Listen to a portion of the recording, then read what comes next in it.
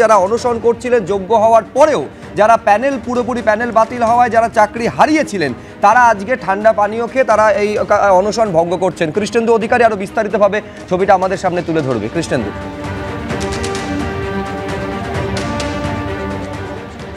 একদমই তাই, অনশন করছিলেন চারজন, তারা আজকে কিছুক্ষণ আগে অনশন তুললেন সুপ্রিম কোর্টের রায়ের পর।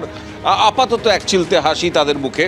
প্রথমত হচ্ছে 16ই জুলাই পর্যন্ত আপনাদের চাকরি বাতিলের যে নির্দেশ, সেটা স্থগিতাদেশ, মানে চাকরি বহাল থাকছে। এই সিদ্ধান্তে কি প্রতিক্রিয়া?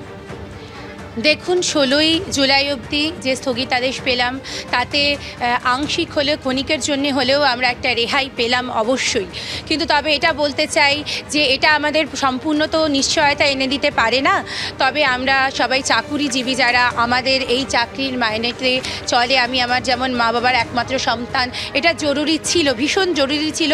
কারণ যবে থেকে আমাদের প্যানেল ক্যান্সেল হয়েছে তবে থেকে আমরা পুরো অনিশ্চয়তার মধ্যে এবং মাথায় বাজ পড়ে যাওয়ার মতো অবস্থা ছিল। প্রতিটা দিন বিভীষিকার মতো আমাদের কাটছিল।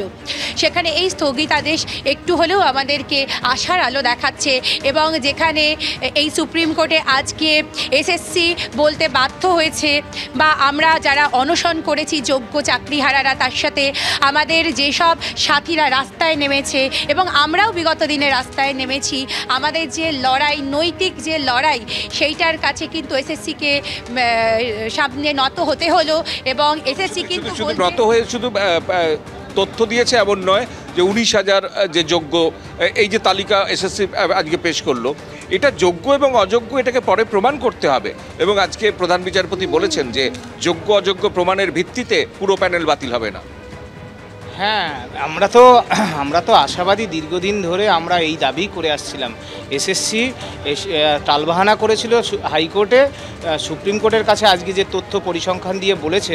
তবে একটা কথা আপনাদের মিডিয়ার মাধ্যমে না বললেই না, ওই যে বেতন ফেরত দেওয়ার বিষয়টা, যারা দুর্নীতির সুবিধা পেয়ে চাকরিটা নিয়েছেন, আদতে যে লিস্টটা এসএসসি দেবে তাদের বেতন ফেরত দেওয়ার বিষয়টাই ওই স্থগিতাদেশ দেওয়া রয়েছে। আমরা যারা নিজের মেধায় চাকরি পেয়েছি, আমাদের বেতন ফেরত দেওয়ার কথা হাইকোর্টের অর্ডারেও ছিল না।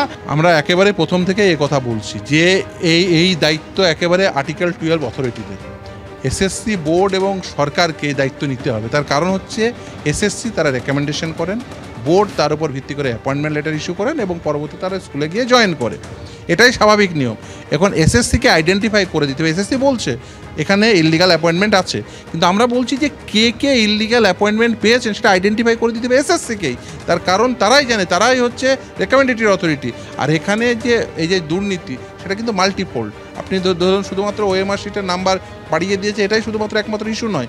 যেমন ধরুন র্যাঙ্ক জাম্পিং আছে, নন লিস্টেড ক্যান্ডিডেটদের অ্যাপয়েন্টমেন্ট আছে, after expiry of the panel appointment আছে, রেশিও ভায়োলেশন করে অ্যাপয়েন্টমেন্ট আছে, রিজার্ভেশন পলিসি না মেনটেন করা আছে।